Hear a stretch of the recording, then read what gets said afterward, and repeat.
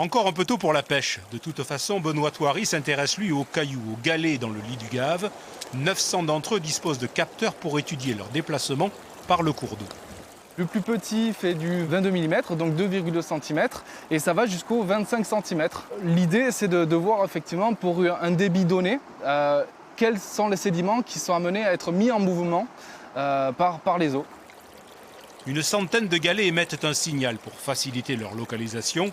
800 autres sont simplement équipés d'une puce. Leur recherche nécessite alors un ratissage complet des berges de la rivière.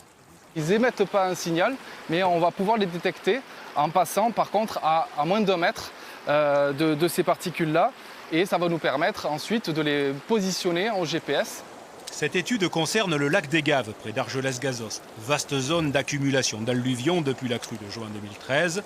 Le déplacement des galets reste aussi trouble que l'eau d'une rivière en crue. Un micro, un hydrophone placé dans le cours d'eau enregistre le crissement des sables, graviers et galets pour mieux connaître leur mouvement. Les hydrauliciens s'intéressent aux crues, à la manière dont le cours d'eau va empiéter sur les berges, inonder, emporter des choses. Et c'est justement sur ce emporter des choses qu'on commence à s'intéresser à ce qui est charrié.